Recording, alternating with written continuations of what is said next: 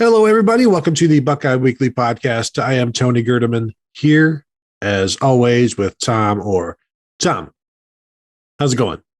Tony, last week we did this show previewing the week, and we're talking about how, well, man, all these noon games are so boring. Oh, it's going to be so boring. And then we were sitting in a steakhouse in Bloomington, Indiana on Saturday afternoon last week, mesmerized by all these games that were 24-point spreads. So that means this week, when there's actually potentially exciting games, is either going to be completely nutso, or this will be the boring week because we're like, this is going to be the amazing week. Maybe not. This is the week we've been pointing to for the last, I don't know, maybe month or so, in terms of the way things are shaping up at the Big Ten, Ohio State and Penn State, Wisconsin and Iowa, and Michigan and Michigan State. And it's like so much is going to be decided this week. And there's so much on the line. And yeah, wouldn't it just be the crazy type of year that it is, where these are all just blowouts? And it's like, oh, I was hoping it would be interesting, and then it wasn't. And I've started to get that feeling about the game behind me, Michigan State, recently. Until then, I watched Michigan last week. We even talked about that on Michigan Monday. Having watched the game, just watching the box score, seeing the score, you're like, well, this is probably, I think we both picked Michigan, viewed Michigan as the eventual victor. But after seeing Michigan play against Northwestern on Saturday, we're like, there's plenty of room there for Michigan State. And we'll get into that here pretty quickly. But this is the weekend preview show. It is a Friday. And so we are going to just run through the 10 most important games of the weekend and talk about them a little bit. And I want to start out with the number 2 Cincinnati Bearcats. Not that this is an important game, but we need to take notice of the teams ahead of Ohio State and the undefeated teams. Tulane 1-6 on the year. Cincinnati's 24.5-point favorite. Cincinnati is a very different team on the road than they are at home. However, when they're on the road, they're playing Notre Dame, Indiana, and Navy. I don't think Tulane is one of those teams, although Tulane did take Oklahoma to the wire, if we remember back early in the season. So maybe this is one to watch. Cincinnati they're averaging about 160 yards less on the road than they are at home. I think that's not just a Notre Dame, Indiana thing, that there might be a little Cincinnati thing to that as well. They weren't great last week against Navy. They kind of went up big and then maybe packed it in a little, some trestle ball, some fickle ball there. But just something to keep an eye out. Cincinnati on the road against a bad team. Crazy things are happening this year. I don't know that it's going to be this crazy, but let's see how Cincinnati responds to what they did last week. Yeah, if the last time you paid any attention to Tulane was when they had recovered an onside kick at Oklahoma, and it was like, oh man, they could beat Oklahoma week 1. This Tulane team must be great. No. They had a nice week 2. They beat Morgan State 69-20. And then after that, it has just been oh no, they fell down an elevator shaft. 61-21 loss to Ole Miss, lost by a touchdown at home to a not particularly good UAB team. At East Carolina, lost 52-29. East Carolina is not very good this year. Houston 40-22. At SMU 55-26. It has not been good, going well for Tulane recently. And I mean, Cincinnati, maybe you can kind of squint and excuse last week against Navy. They can't have close calls. They need to just be steamrolling people right now. They very much did not steamroll Navy last week. They were fortunate to go into halftime up by a field goal, and then looked like they maybe took control, and the Navy fought back and again had the ball, had a chance to win in the final drive. So maybe you can excuse that because it's a service academy and those games end up kind of weird sometimes, but they definitely use their free. If you're going to excuse that, they used their freebie last week, so they'd better finish the drill this weekend. Yeah, they need to start looking more and more impressive, or else they're just going to be passed by each week. And the committee starts releasing their poll next week, so we'll see where they start out. That may give us some insight into where they will finish. So let's talk about, Tom, now the biggest game the state of Michigan has ever seen between two in-state schools. Maybe I didn't go back and look to see the last time that these guys were a top 10 team. I'm sure that information is not too hard to find. It would be like the storyline for the game, and probably one game story should tell us that, but I did not look at any. Michigan is a 4.5-point favorite. Over under is 50.5 on this one. Michigan State, I was all aboard until not last week, the week before against Indiana when that offense came crashing down. They didn't look, they weren't dominant. They weren't explosive. Peyton Thorne had his worst game, one touchdown, 2 interceptions. He's thrown 3 interceptions in his last 2 games. He's thrown 4 on the year. Feels like things are trending poorly for him. Do I want to should we give Indiana all of the credit for that? His last 2 games, he's completed under 60% of his passes. And that was at Rutgers, at Indiana. 2 defenses that they know what they're doing. That's about as praiseworthy as we can be there. Kenneth Walker has been consistent for most of the season, sometimes downright dominating and explosive, has 997 yards rushing on the season, 84 against Indiana, though. So is this going to be one of those 84-yard games, or is it going to be a 170 against Miami? He's had 2 games of 200 yards rushing.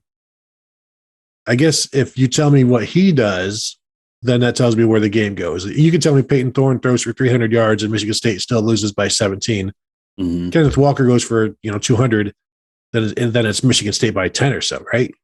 Well, I think to me, this is a yards per carry game, and compare the yards per carry for Michigan to the yards per carry for Michigan State, because that's something that every year before the Ohio State Michigan game, I get to write the same exact article, which is great because I just go back last year and add in one more line of data, and it's like, ta-da, this is still held. This year, I don't even need to do that because hooray, there was no Ohio State Michigan game last year, so there's no new data. But it's like going back to 2002, only once has a team that rushed for more yards per carry in the Ohio State Michigan game lost the game. And every other year, there's almost like a direct correlation in a lot of cases. Like if you outrush the other team by 2 yards a carry, 3 yards a carry, you are blowing them off the field. And if it's a real close game, generally it's a real close result. So I think that's kind of what this game comes down to for me. Who runs the ball better? And, not like total yards, just yards per carry. If Michigan State's able to run for 5.5 yards per carry on this Michigan defense, which everyone is kind of puffing up right now, but how much of that is a function of playing crappy Big Ten teams? If they can run for 5.5, 6 yards a carry against Michigan, and Michigan doesn't go crazy on offense, and if it's 6 yards per carry for Michigan State to 5 for Michigan, I'm probably taking Michigan State at that point, because I think Michigan State has more ways to win this. Maybe they can win with the passing game. I have more faith in Peyton Thorne throwing the ball than I do in Cade McNamara throwing the ball. So I think if Michigan can't run the ball, if Michigan's at like 4 yards per carry, I don't know how, barring a bunch, being like +3 in turnovers, I don't know how they win that game. I'm just looking at the numbers. I heard on the radio that, Michigan State's 121st in pass defense. And I went and looked and it's like, well, that's passing yardage. That's right. Well, yeah. Yeah. The more advanced system, like SP Plus, for example, Michigan State's defense is 12th in the country right now. Michigan's is 8th, but how much of, all of these teams, they've been playing a bunch of bad teams. I mean, this is the same thing with Ohio State. Like Ohio State's 20th in the country in defense. It doesn't feel like on the whole this season, Ohio State has been 20th in the country on defense, but you're playing a bunch of Akron and Rutgers and Maryland and Indiana. And it's like, all of a sudden, like, well, they haven't played the potentially better teams in the division yet. So, how much do you read into the first half of the year kind of statistics, even the advanced statistics? Yes, maybe partly, but I'm still not completely bought in, especially on either Michigan or Michigan State right now. Yeah, you look at pass efficiency, defense; they're both up in the 20s or so. They're very even there. They're in the 20s in terms of rush defense in total yards, rushing yards per game. Michigan State's allowing 3.3 yards per carry. Michigan is allowing 3.6, so they're even there. But I'm like you, like. I think Michigan State has more. They have more. They attack the field more. They attack downfield more. I know it almost sounds like I'm harping on Cade McNamara's inability to do that, but he's going to have. I think he's going to have to. I don't think you're just going to be able to just Hassan Haskins and Blake Corum it and win. How many points does Michigan need in this game to feel good? Is 28? 28 is exactly the number I had in my head. Are we looking like 28-24 type of thing, something like that, and one way or the other? That's exactly what it feels like. I'm gonna go see if I can find real quick the SP Plus projection for the game, but it's just like 28-24 feels exactly right. Because even the over-under, I think, was 50.5, something like that. So we were way off. The SP Plus projection for this game is Michigan 27, Michigan State 23. So we'd like to apologize to the listeners. We apparently have no sense for where the numbers say this game might end up. Right, and I apologize. Our standards need to be better on that one. Who do you have more faith in, Mel Tucker or Jim Harbaugh? Jim Harbaugh needs this. Mel Tucker wants it. He got it last year. And this is at home for Michigan State. And so often I give the home field, a lot of credit. I think, does the more aggressive team win this? I know it's yards per carry and things like that, but can Michigan just sit back and win this if Michigan State does what they normally do against Michigan and just come out raring? That's an interesting question, because it feels like Michigan has been kind of just trying to do just enough in a lot of these games. And when you're playing Northwestern and Northwestern can't do anything, you don't have to do very much to be doing just enough. And that was kind of the situation with Rutgers. It was like, well, they got out to a lead and it involved a couple short fields, and they got out to whatever, it was 20-3 halftime lead or whatever it was. And then that was just enough, and they didn't do anything extra. Can Cade McNamara not do it? Or are they just not asking Cade McNamara to do it right now?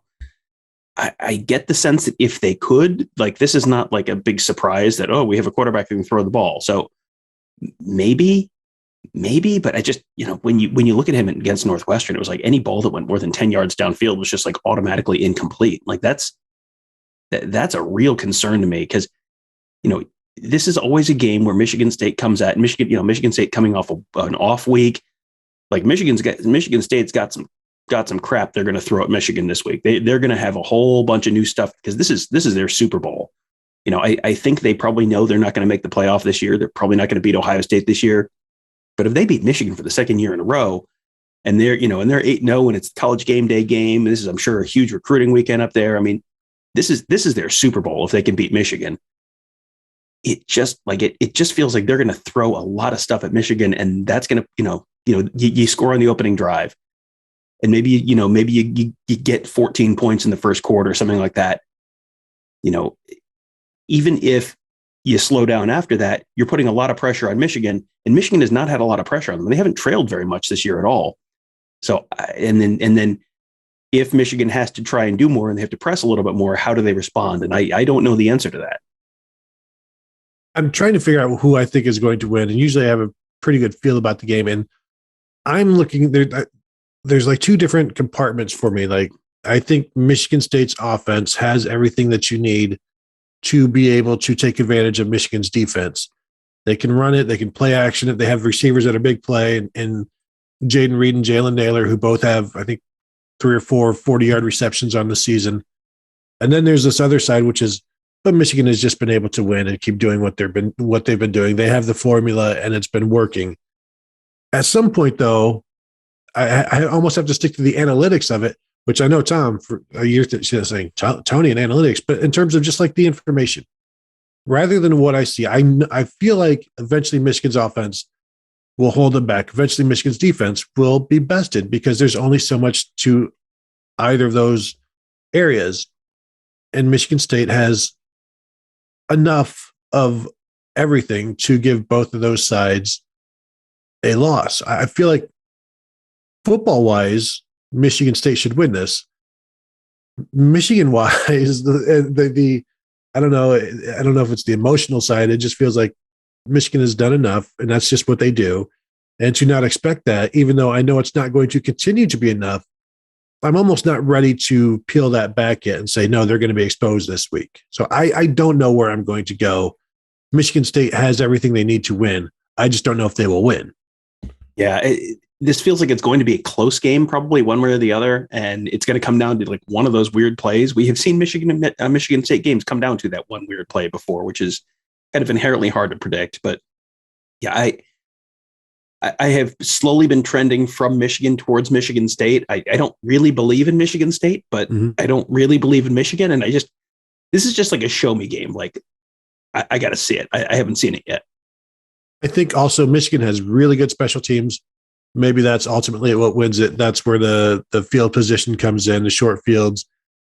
Maybe the team with the shortest fields on average is the winner there. Tom, speaking of bad offenses and short fields, let's move to number 9 Iowa at Wisconsin, shaping up to be the game of the year earlier before the season, before everybody knew how bad Wisconsin was. Wisconsin, however, is a 3.5-point favorite. The over-under, a whopping 36.5. And ever since that bad loss to Michigan, the blowout loss to Michigan, the blowout loss to Notre Dame, I think Wisconsin has been doing better. They've got the 24-0 win over Illinois, 20-14 win over Army, and then just kind of demolishing Purdue a little bit. And they've started to get back on track with a schedule that gets you back on track, and so now they have an Iowa defense where, man, 36.5 is very, very low. I don't know how anybody like, I don't know how high, anybody, doesn't it? I don't know how anybody could take the under, and I don't know how they're going to get to 37. That's it. It's like you look at it, it's like, well, these are two very good defenses, and these are two very bad offenses. And if it's a close game, these are coaches that will tend to play somewhat close to the vest. I mean, you're not, Kirk Ferentz is perfectly happy to punt and play field position more often than not. And, Paul Chryst is a little less that way, but still, like, this just feels like this is going to be a field position game. And, I think everyone has just kind of like forgotten about Wisconsin. Wisconsin is number 1 in SP plus in defense. They're ahead of Georgia in SP plus. Now, do I think their defense is better than Georgia's? No. But, if you're even in the conversation with Georgia right now, in terms of best defenses, like, that's really something. So, I mean, you look at the games they've played, and they've given up a lot of points, but it's like, get multiple pick sixes in a game against Notre Dame. It's like, yeah, well, that's how the game gets out of hand. It was 13-10 at one point in the fourth quarter. So, yeah, it's like 36 is an over-under is like, I mean, that's like comically low, and yet it still feels too high. This is another one where it's like, which team's offense do you believe in enough to win this game? Or is this who gets a pick six and that team wins? Well, I mean, come on, we're talking Graham Mertz versus Iowa. I mean, it does feel like Graham Mertz has a back-breaking pick six in him. That's Wisconsin and Georgia are the only two teams in the nation right now holding opponents to under 4 yards per carry, and Iowa's not the greatest offense in the world. And I don't know where the yards and the points are going to come from unless it's defense. And both of these defenses can do it, and both of the offenses will give them that opportunity. All right, Tom, let's talk about a Big 12 showdown. We don't just spend a lot of time on it because it is a Big 12 showdown. Just want to mention number 22, Iowa State, going to West Virginia. Iowa State is a 7-point favorite. It feels to me now this is where Iowa State, this is what they do every year. They look bad early on, and then they become like the best team in the conference and then have to deal with Oklahoma at some point. And but still, this is a tricky game. It's a road game. They need to continue to assert their dominance like they did last week against Oklahoma State. They did it at Kansas State. They beat Kansas by a bunch more points than Oklahoma did before that. So after this game, they've got Texas, then they're at Texas Tech, then they're at Oklahoma, and then they're home against TCU. But to me, this is just an opportunity to continue to show everybody, to continue to gain confidence, to just continue to assert your dominance as you ramp up for maybe the Texas game, but most especially at Oklahoma, where Iowa State plays that spoiler role that they love. They're just not good at playing the favorite role. Yeah, it's weird because it's like the same season every year, even though these are like very different teams. It's, they lose to Iowa at the beginning of the year, and then everyone kind of goes, well, they're out of the national championship picture. and you kind of forget about them. And then by the end of the year, they've ruined someone's season. And it's like, Oklahoma's going to get got at some point. Like Oklahoma's just been not good enough, basically. And the Big 12 there's not a great team in the Big 12 this year, including Oklahoma, but there's a bunch of like good enough teams. Like if you play enough teams that are 20th to 35th every week, you're going to, eventually, if you're not playing consistently, you're going to stumble against a team that's just good enough to beat you. Because Oklahoma has been like just scraping by every week, it seems like. Iowa State feels like the team that's going to get them. But, Oklahoma State could be that team. There are a couple other options. But, yeah, I think Iowa State is just one of those teams. This is going to be one of these Iowa State seasons where everyone has kind of written them off. They're 5-2 now. And then they'll just kind of slowly inch back up the rankings. And, you're going to be watching the playoff selection show on, November 20th or something and be like, what? How is Iowa State like 12th in the country? How did that happen? Like, where did they come from? And it's just, and then at the end of the year, Matt Campbell's back in the line for, potentially a pretty significant job. So, yeah, I think I'd take Iowa State here. I think I'm back on the bandwagon, even if I'm not totally bought in on them. I think the thing about Iowa State is it's the whole watched pot boiling thing. You just don't watch them. Mm-hmm. Don't pay attention to them and then see what happens. But if you're watching them, they're not going to do anything. Tom, let's move to the biggest game in the SEC this week.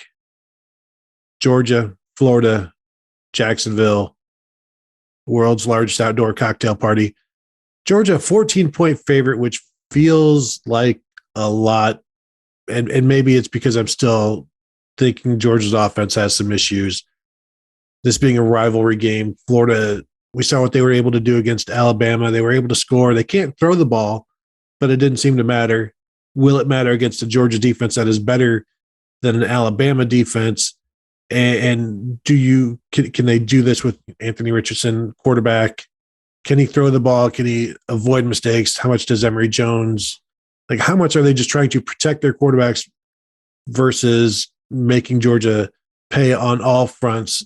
This is an interesting rivalry in that over the last almost decade and a half, teams win 3 in a row, then they lose 3 in a row, then they win 3 in a row. And right now, Florida is in the first year of their 3-year contract of winning. And so I don't know that maybe there might be a contract breaching this year between these two teams. Where are you?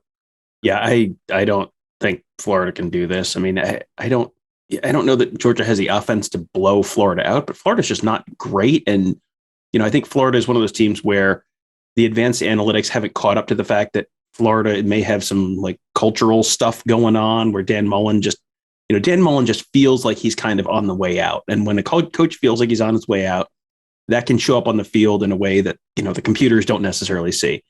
Because like SP Plus has Florida number 5 this week. They're right behind Clemson, but they're not even the best 3-loss team in the country, but they're number 5 this week, one spot ahead of Wisconsin. Sure, absolutely. But they have what does I am intrigued to see what Richardson looks like if he's really healthy, good to go. I'm intrigued to see what he looks like against this Georgia defense because he is fast, he's elusive. Mm-hmm.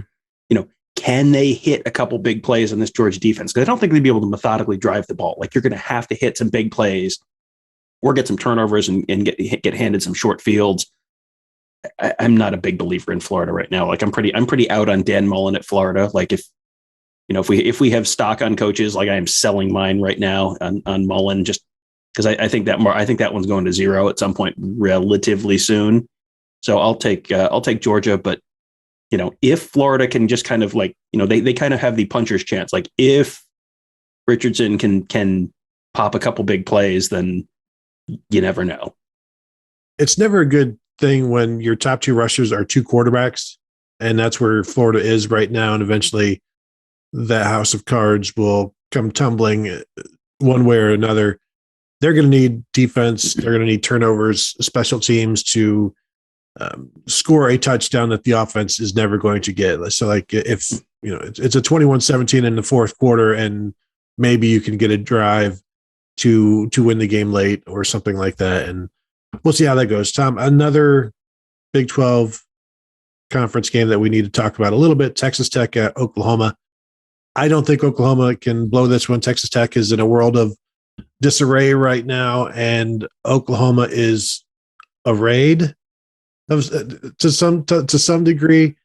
I think they had a little bit of a wake up call. I do think Caleb Williams, the freshman quarterback, is special, and you see him make moves and make guys miss. That's special.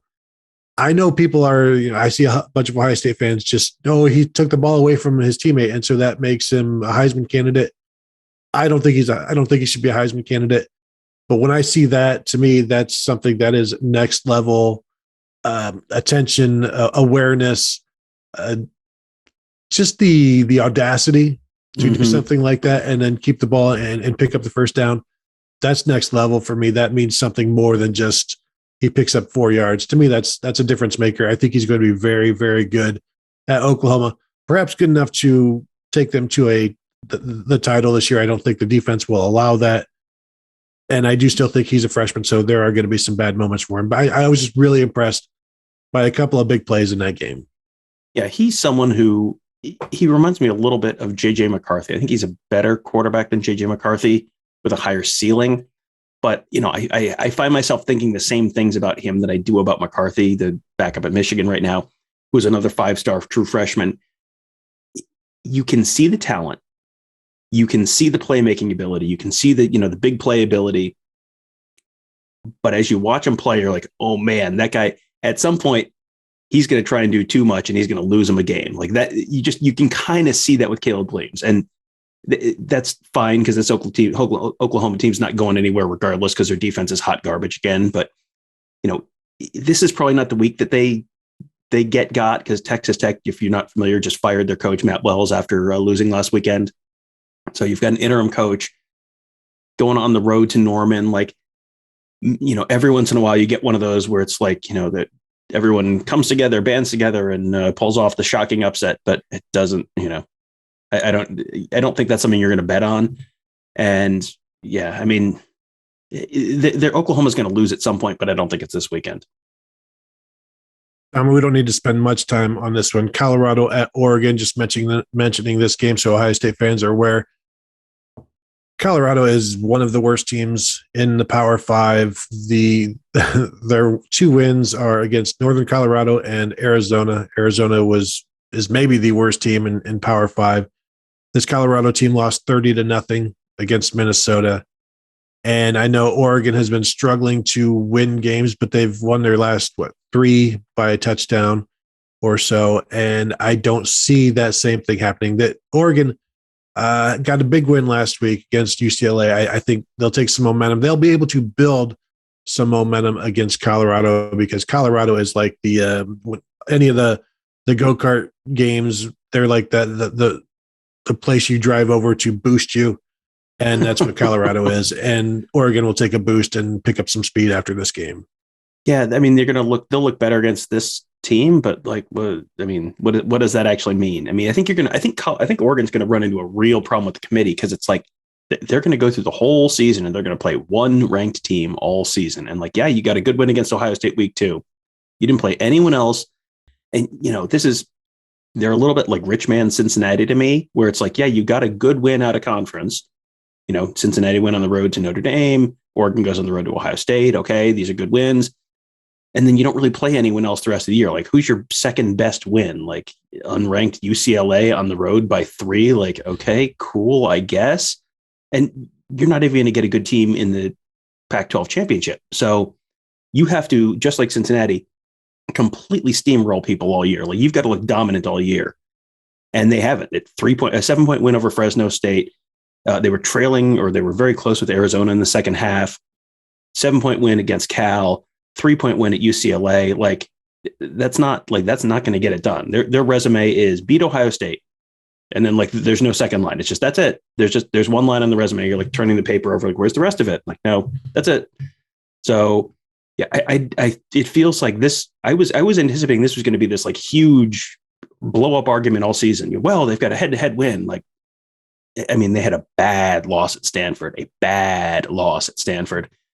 and I figured like this was going to be this big argument. And it's like, find me someone credible outside of an Oregon fan who is saying like, no, you have to defer to the head to head. Like it feels like that debate's over already. And we're not even the first playoff rankings yet. Yeah. And the committee will no doubt be asked about that next week when they have their first press conference with the media. And it will be interesting to see what they think of Ohio State then versus now. And do they view this as a different team? And if so, then you're like, well, Oregon didn't beat this Ohio State team. They beat the other Ohio State team. And it'll be interesting to see how they view that game and how they view the Buckeyes right now. Tom, big SEC West showdown, number 10, Ole Miss at number 18, Auburn. Auburn, a 2.5-point favorite. If the Tigers somehow win this game, they're going to be on their way to the top 10 in a week or so, which seems, I don't know how that happens other than the SEC West and the SEC is down this year. And, there's just this need, I don't know if it's Pavlovian or whatever, like to just push the SEC, like, well, they keep winning and this is where they belong. I don't know if it's voters feng shui, well, SEC belongs here. It makes the whole room, it makes me feel comfortable. That's just things are where they need to be. And this is where the SEC goes. I have more faith in Matt Corral than Bo Nix, and more faith in Lane Kiffin than I have more faith in Lane Kiffin than just about anybody, to be frank. I mean, I told you, Tom, I went with the over on their win total of 8.5 or whatever. Still feeling good with their 6 current wins, 6-1 on the season. I'm probably not going to mess with this one though. But I do like to watch Ole Miss. Yeah, Ole Miss is. I mean, this is a Lane Kiffin job interview. It feels like he might be one of the front runners for that LSU job. So, we'll see. I'm not bought in at all on Auburn this year. Here's how they've done against currently ranked teams. Ready? Lost at Penn State 28-20 to number 20 Penn State. Lost at home to Georgia 34-10. End of list. Like, all right, cool. I mean, I guess. But beating Arkansas, like that doesn't look nearly as impressive as it, as it would have a month ago. And they have Ole Miss this week. Then they're at Texas A&M.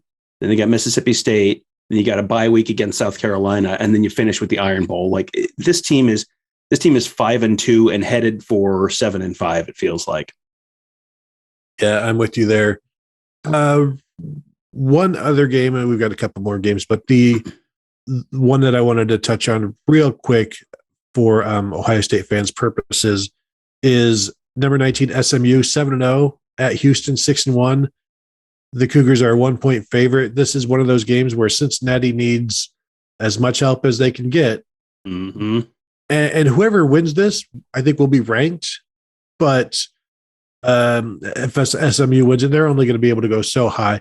Houston wins it there, maybe, in the top 22, 3, 4, 5, somewhere in that range. But this is one of those things where Cincinnati probably wants SMU to win, remain undefeated, because I think Cincinnati's going to have to beat SMU twice, yes. Once in the regular season and once in a championship game.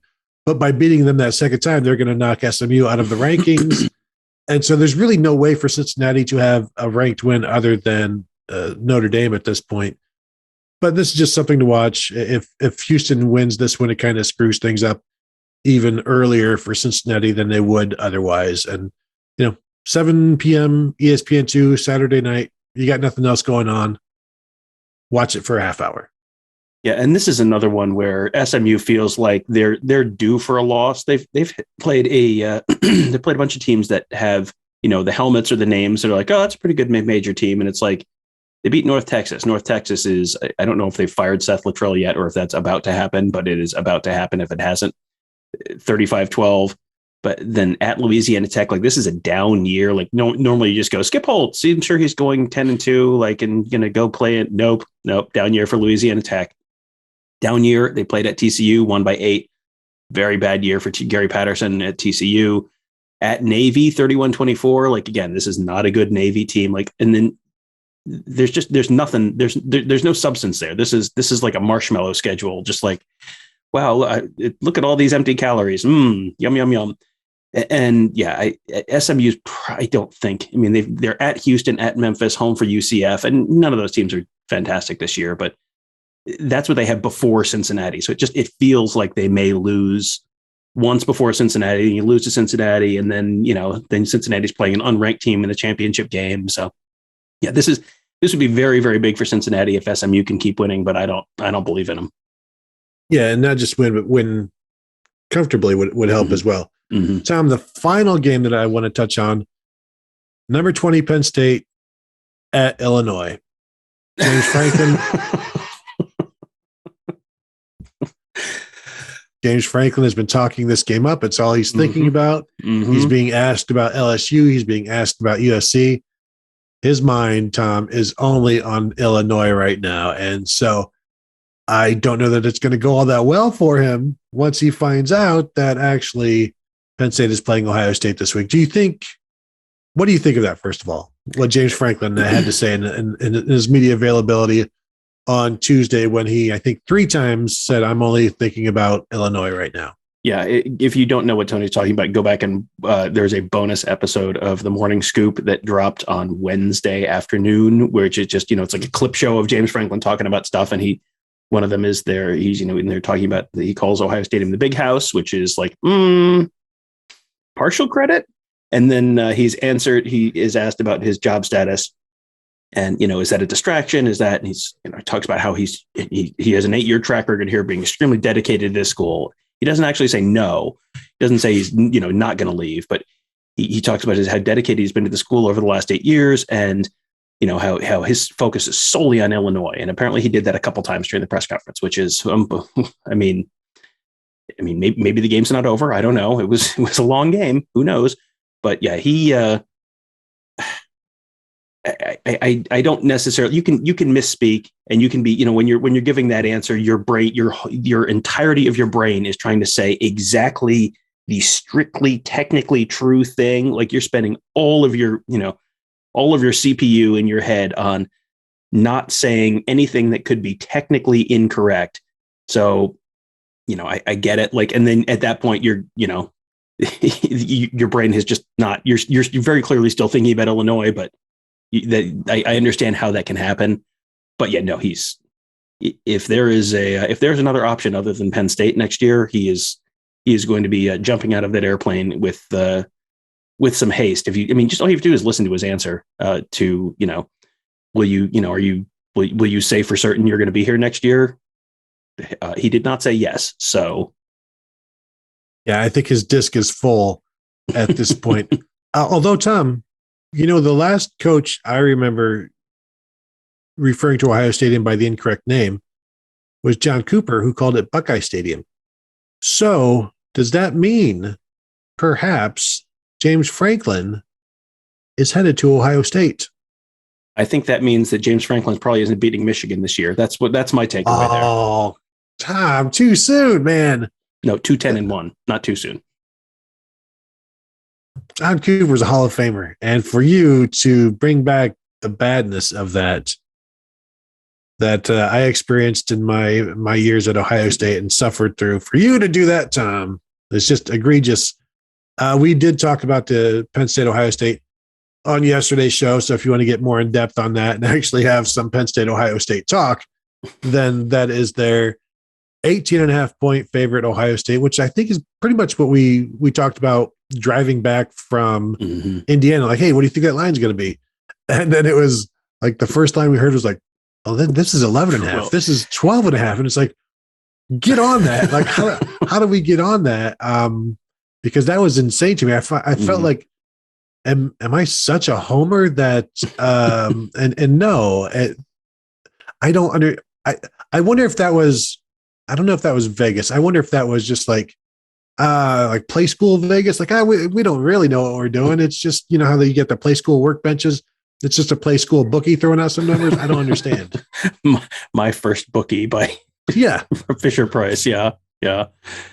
Comes with a real club to break legs. Fantastic. Just Yeah. That was what it was like. It came out at 12 and I'm like, yeah, you're looking in the wrong place. Like that can't be right. And I looked at Vegas Insider just a second ago. Yeah. Opened at 12. Yep.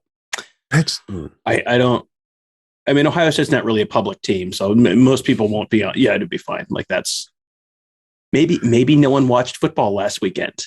Maybe. I heard that the ratings for those overtime periods was very, very high. So a lot of people did. And again, listening to the radio, how somebody mentioned that they were late they had to go to work, but they just couldn't leave the TV, and it's like that was us. That was literally us. We were sitting in the hotel room in Bloomington going, well, we really should be going to the stadium right now, but and we got there an hour later than we normally do because we couldn't, like you only get to experience this, you never know when you're going to get to experience it. So when you can watch it, you better just soak it in and enjoy it because that's something that you may never see again. And if you're lucky, you'll never see that again. If you are someone who loves stupid college football minutia as much as I do, like you can't, nope, sorry. You'd have had to drag me kicking and screaming out of that hotel room. That would have been fun. We were already just kicking and screaming during the game anyway. So, yeah. All right, Tom, you got anything else? Anything that you want to throw in here before we go? I think we're good. I think we've hit the big ones for this weekend. And, as always, the weeks you don't, I guess this year, the games that you're looking at and you're just kind of like hand waving, like, well, that won't be a thing. Like half the time, it seems like those turn into like barn burners. So I'm really excited. I'm very excited. We have a night game to cover this weekend. So we can watch the Michigan State game in its entirety or close to it before we go to the stadium. So that'll be fun and should be another delightful week of college football.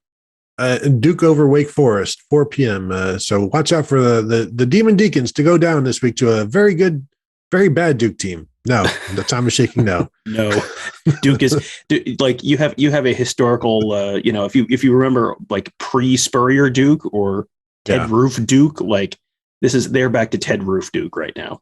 They're 0-3 in the ACC, if that tells you anything, and it should. So that will do it for today's show. Want to thank you all for joining us. Thanks for tuning in. As always, you can find these videos, podcasts at youtube.com/Buckeye Scoop.